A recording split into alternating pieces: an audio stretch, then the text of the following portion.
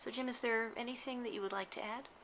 Um, well, I think we've spent a lot of time talking about how to measure our our mom audience, and I don't want to shortchange the work that we do with the preschoolers in our audience. We know that they're the primary focus and they're the reason we do what we do, and we are really doing a lot to really understand what preschoolers like, dislike, what they're into, and have started partnering with local daycare centers and preschools in Philadelphia, where we're based, to inform our programming strategy, but just to inform our strategy as a whole.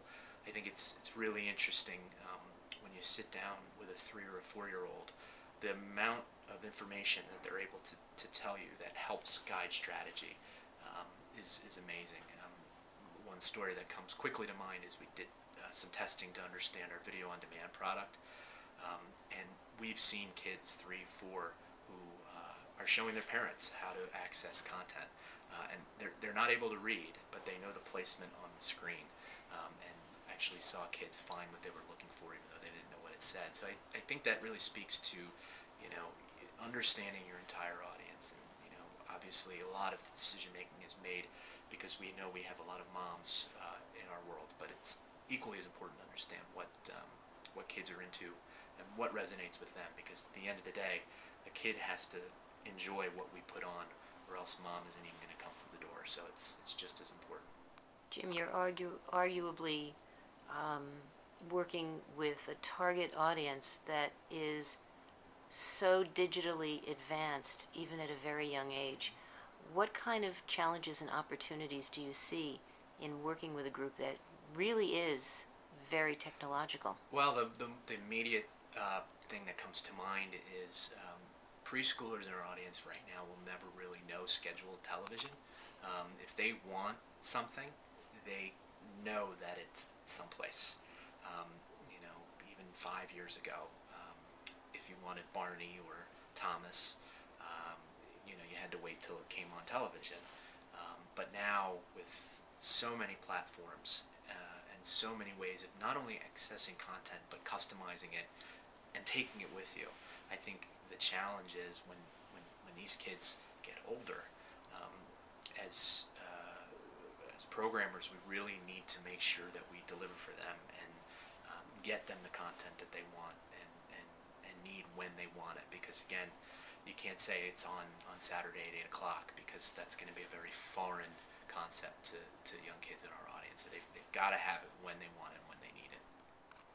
So, when you have an audience that is very technically advanced for their age, what are some of the challenges you face, particularly with marketing? Yeah, well, if you think about, say, a tune-in promo spot right now where you are promoting a new show or something that's coming up later in the week or even during the weekend, a audience that is so savvy that instead of actually tuning in to watch, they could schedule it to record on a DVR. It could be something that'll end up on VOD. Maybe it's something that finds its way to the web. How do you think about what we call tune-in in ways that delivers for that audience? Is it set your, or is it bookmark, or click the VOD button? Those are really interesting challenges, and it'll be really fascinating to see how that all plays out. Because again, we were talking earlier, preschoolers now in 10 years, if you say tune in on Saturday night, it's going to be all automated, and tell them how they need to get it into their arsenal of content, and not tune in is going to be a really interesting dynamic, because again, they're going to want it on their terms, and I don't know that tune in will always be something that'll be on their terms.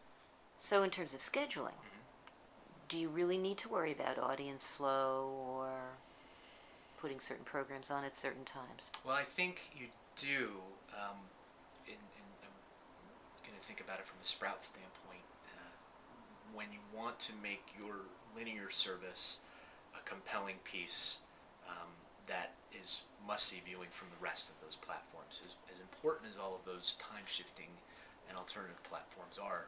The reality is we're still very much a linear service driven business, and so you need to make sure that you've got the compelling content on the linear service, or you're doing a good job of integrating everything together so that it's telling a cohesive story, because you don't want to cannibalize the viewership on your linear service at the expense of driving everyone to VOD or web. It's a really fine line. I think an example that I can bring from the Sprout world is, our content on demand is full episodes, but to see the interstitial content, the Goodnight Show, etc., you really have to have the linear service to do it. So I think linear TV is here to stay, at least in this short-term world. But at the same time, thinking about how to integrate all the different platforms together is going to be the challenge. And you just don't want to drive an audience from one to the other. You want to figure out ways to make them work together.